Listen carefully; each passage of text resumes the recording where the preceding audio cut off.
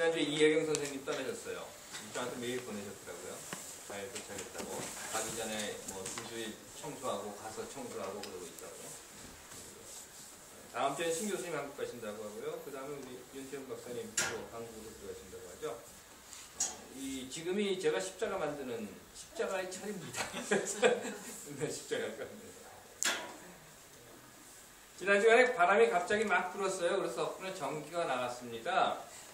신 교수님 댁은 벌써 2번째인가 그렇다고 그러시고요. 전기 나가면 어려운 거 많죠. 그날이 목요일인가 그랬을 거예요. 그렇죠?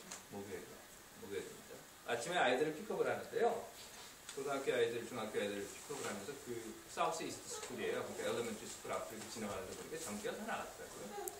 사우스 이스트 엘레멘터리 아이들을 픽업을 하면서 제가 물어봤어요. 전기 다 나갔는데 학교에 애들 픽업을 해 말어 그랬더니 학교에서 아직 연락이 없다고 그냥 일단 픽업을 하라고 그러더라고요. 그래서 아이들을 다 픽업을 했어요. 거의 학교에 도착을 했는데 거의 학교에 다 도착을 했는데 무전이 온 거예요. 그러면서 아직 학교에 전기가 안 들어왔으니까 아이들 내려놓지 마라 이렇게 된 거예요. 버스에 태워놓고 그 이야기를 딱 듣는 순간부터 최대한 천천히 가자. 10마일로 가자.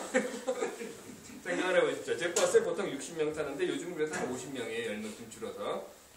50명을 그 버스 안에다 놔두고 한 2분, 3분 정도는 괜찮아요. 이게 움직일 때는 그래도 좀 괜찮아요. 그런데 버스가 일단 딱 쓰고 시동 딱 끄고 나면 그 다음부터 이 아이들을 통제할 방법이 없습니다. 그런데 버스를 학교 앞에 세워놓고 아이들을 잡아놓고 있으라고 하니까 제가 보통 42분에 도착을 해서 45분에 선생님이 와서 애들을 데리고 가는 건데 3, 4분 기다리고 있는 것도 그게 보통 일이 아닌데 가서 아이들을 내려놓지 않고 있으니까 그것도 프리스쿨부터 시작해서 4학년까지 4살 안 된 아이들부터 8살까지의 아이들 난리가 났죠. 뭐. 선생님들이 나와가지고 막 버스에 올라탄 거예요. 버스에 올라타가지고 애들 조용히 시키고 또 뭐 상황을 설명을 하고 뭐 이렇다 저렇다 이야기를 하고 그게 선생님들이 올라와서 이야기하는 그 순간엔 조용해요. 그런데 선생님이 딱 내리고 나면 아니 선생님이 거기 있다 하더라도 한 2분만 지나고 나면 이쪽에서 꽁지랑 저쪽에서 꽁지랑 일이 시작하면 이제 통제가 안 되는 겁니다. 그래서 결국 어떻게 했는가 하면요. quiet 게임을 했어요. 제가 잘 아는 게 quiet 게임이에요. 조용히 하는 게임. quiet 게임. 니네가 이기면 롤리팝을 주고 니네가 주면 롤리팝 안 주는 거예요. 그래서 quiet 게임을 시작을 했어요. 아이들이잖아요. 결국 8시 42분에 도착해서 9시 20분에 내려줄 때까지 아이들이 쫙 한 30분, 근 40분 가까이 됐는데 애들이 쫙 있는 거예요. 근데 버스들이 여러 대가 있습니다. 근데 제 버스가 제일 많아요. 한 50명. 다른 버스들은 한 20명도 있고 한 30명도 있고 그래요. 선생님들이 나와가지고는 막 이 버스 탔다 저 버스 탔다 그러는 거죠. 왜냐하면 아이들이 한 떠드니까 버스가 흔들려 이러면서 떠드니까 애들이 막 뛰어다니고 그러니까 선생님들이 여기도 가고 저기도 가고 그러는데 제 버스를 이렇게 딱 보고서는 하니까 아예 제 버스에는 올라오질 않는 거예요. 결국 저는 졌고 롤리팝은 뺏겼습니다. 그래서 그 다음날 롤리팝 하나씩 다녔어요. 9시 20분에 내려놓고 저는 왔어요. 오고 그리고 나서 제가 그 미드턴 런이 있는데 그게 미드데이 런이 있는데 그 미드데이 런이 11시 20분부터 시작합니다. 11시 20분에 미드데이 런을 하러 다시 베이스에 갔더니 그 디스패처들이 하는 이야기가 오늘 사우스 이스트 스쿨 하프데이 하니까 거기 가라는 거예요. 근데 미드데이 런하고 사우스 이스트 하프데이하고 이렇게 겹쳐요. 그래서 뭐라고 얘기를 했는가 하면 내가 겹치니까 사우스 이스트는 내가 못 간다. 그 미드데이 런은 내가 빈튼은 합니다. 빈튼 스쿨은 하지만 사우스 이스트는 내가 할 수 없으니까 사우스 이스트에 다른 사람을 보내라 그랬어요. 그랬더니 디스패처가 하는 이야기가 교육감, 우리 지역 교육감이죠. 프레드 교육감이 이야기를 하기를 챙이 늦어서 못 오면 내가 애들을 붙잡고 있을 테니까 꼭 챙이 와서 애들을 데려가야 된다. 제가 이렇게 인정받는 사람입니다. 그래서는 어쩔 수 없이 이제 빈튼에 아이 내려놓고 빈튼 어딘지 아시죠? 32번 아이 내려놓고 거기서부터 이 브라운스 로드예요. 우리 심 교수님 맨날 뛰시는 브라운스 로드를 탁 달려가지고 저쪽 195번을 해서 그 사우스 이스트로 갔어요. 갔더니 그 교육감이 아이들을 딱 붙잡고 있더라고요. 제가 버스가 도착하니까 막 애들 끌고 나오더라고요. 그러면서 그 교육감 프레드가 저한테 하는 얘기가 뭔가 하면 이러는 거예요. 그래도 이 버스 애들은 네가 제일 잘 알잖아. 네가 데려다 줘야지. 고맙다 그러더라고요.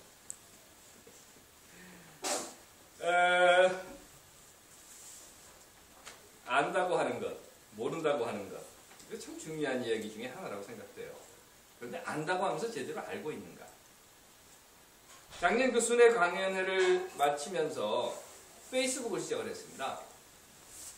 그래서 한 번은 제가 그 강연회 끝나고 나서 쓴 글 뭐 이런 것들 사진하고를 페이스북에다 올려놨는데, 제가 올려놓은 그 페이스북에 있는 제 글과 사진을 왜 저런 거 하죠? 쉐어한다고 그러지 않습니까? 다른 사람들이 가져다가 자기는 자기 페이스북에다 이제 올리잖아요. 근데 어떤 사람이 아마 그 굉장히 큰 그 풀을 가지고 있는 사람이 있는 모양이에요.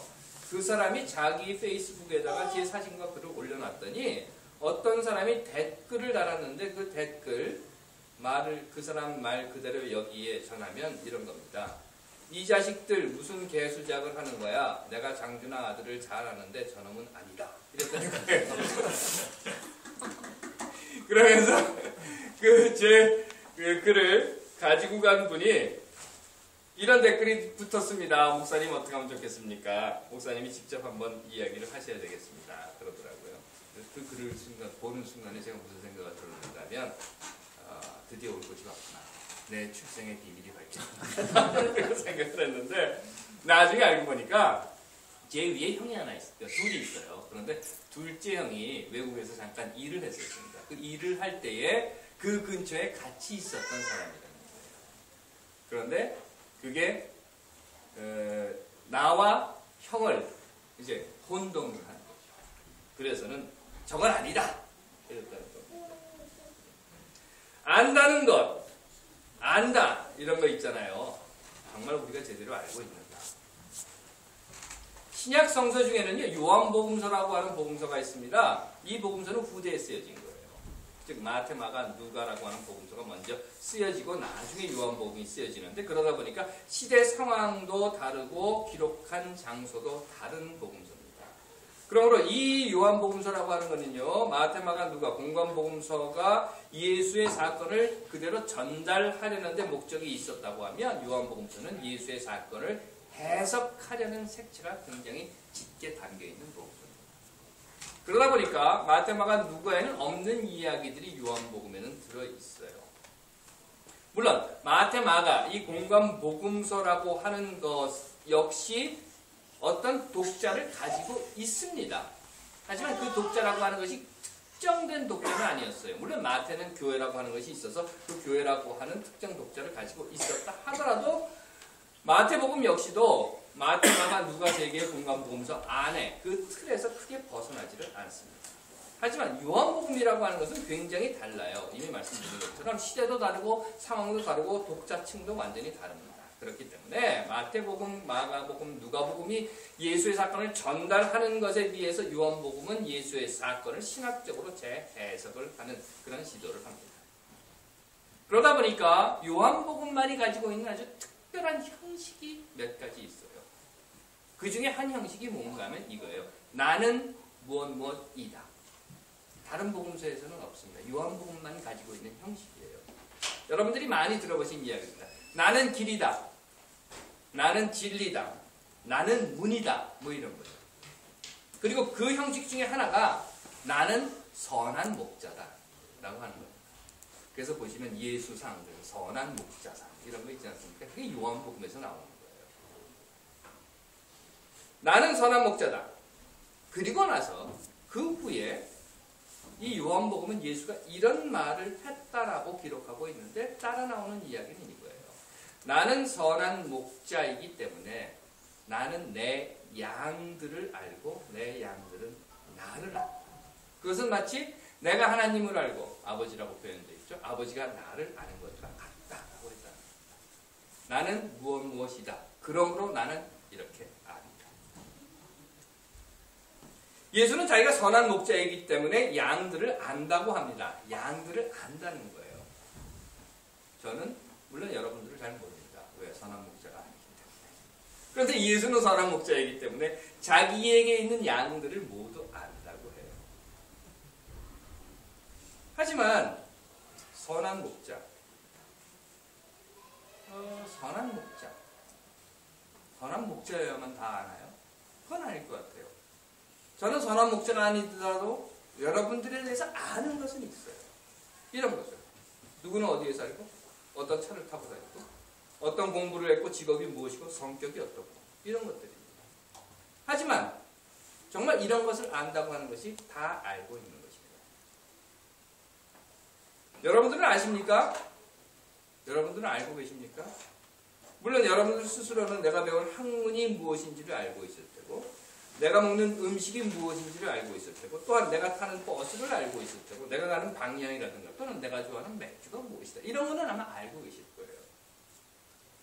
그렇다면 여러분들 한번 생각을 해보죠. 여러분들의 학문, 음식, 버스 방향 이런 것이 아니라 여러분들과 함께 세상을 살아가는 사람. 뭐 함께 그러니까 뭐 크고 너무 폴이 넓은 것 같으면 좀 그것보다 줄여서 그 큰 범위가 아니라 좀 작은 범위에서 여러분들에게 가장 가까이 있는, 여러분들과 가장 가까이 살아가고 있는 여러분들의 가족에 대해서, 내 아내나 내 남편이나 내 자녀나 내 부모나 나를 가르치는 선생님이나 내게 배우는 학생들에 대해서 여러분들은 알고 계십니까? 전 제 버스를 타는 아이들은 알아요. 어떤 애가 제일 떠들고, 어떤 애가 제일 꼼지락거리고 자리를 옮겨다니고, 어떤 애가 어떤 애와 앉으면 싸우고, 어떤 애는 어떤 애 앉으면 꼭 쫓아다니면서 뽀뽀하겠다고. 그런가 하면 프레드 교육감이 말하듯이 내가 운전하는 버스에 타고 있는 아이들을 내가 알고 있는 그 정도가 정말 그 아이들을 다 알고 있는 거예요. 그런데 예수는 이렇게 말했다는 거예요. 나는 하나님을 알고 하나님은 나를 알고. 그거야 뭐 예수와 하나님 사이니까 뭐 알든지 말든지 그건 자기가 알아서 할 거예요. 하지만 내가 양을 알고, 그 말은 내가 나와 함께 있는 이 사람들을 알고 더 나가서 하는 이야기가 뭔가 하면 양들이 나를 안다.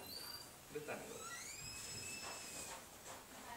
물론 다 지나고 나면 말은 그렇게 할 수 있을 거예요. 아, 예수는 다 알고 있었어. 그래서 예를 들어서 예수는 유다가 자기를 배반할 것을 알고 있었다. 이런 말. 그래서 예수가 뭐라고 말했는가 하면 성서에 보면 봐라, 너희들 중에 한 사람이 나를 넘겨줄 것이다. 이렇게 이야기했다. 이런 거.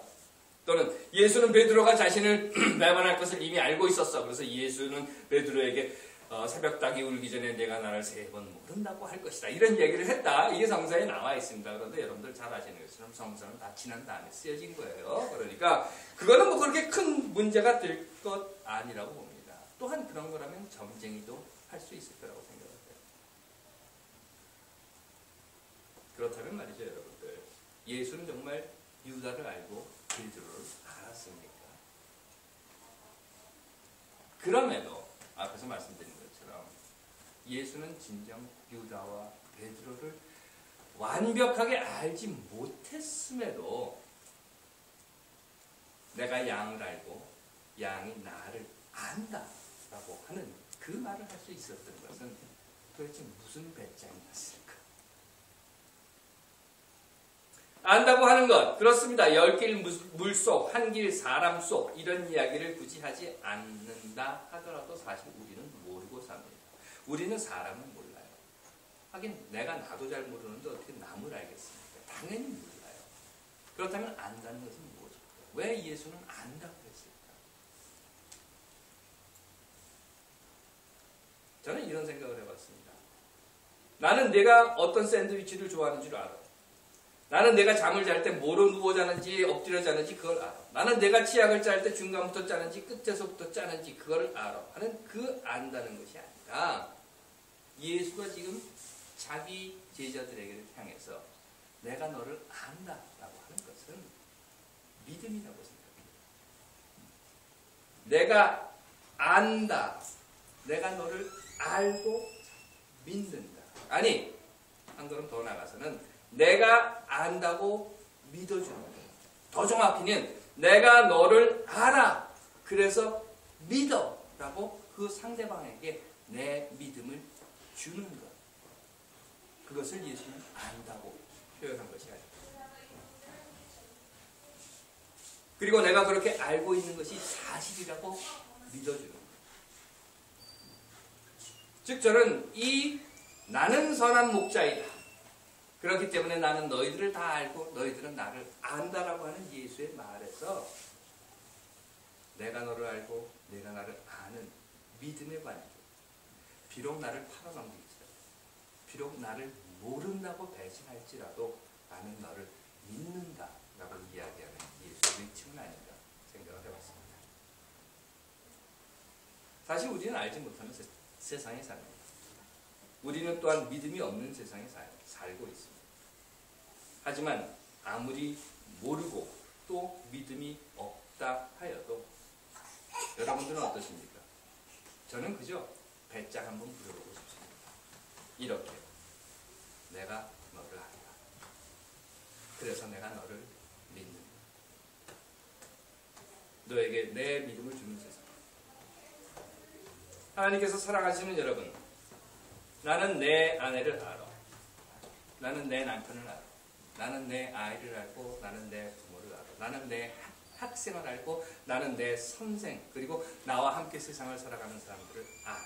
그래서 그들이 내가 알고 있는 바로 그 사람이라고 하는 것을 믿어. 믿음을 주는 세상 어떻습니까? 예수는 오늘 우리를 향해서 내가 너를 안다 라는 말을 외치고 그 안다라고 하는 외침 속에서 내가 너를 믿는다 라는 믿음의 자신을 또한 우리에게 전해주고 있다고 생각합니다.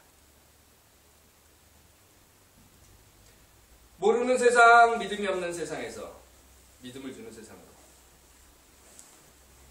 하나님께서 사랑하시는 여러분, 비록 배신당하고 믿는 도끼에 발등 찍힐지라도 배짱 한번 부려보시기 바랍니다. 기도하겠습니다. 하나님, 우리는 그들을 모릅니다. 하지만 비록 모른다 하여도 그들에 대한 믿음을 포기하지 않게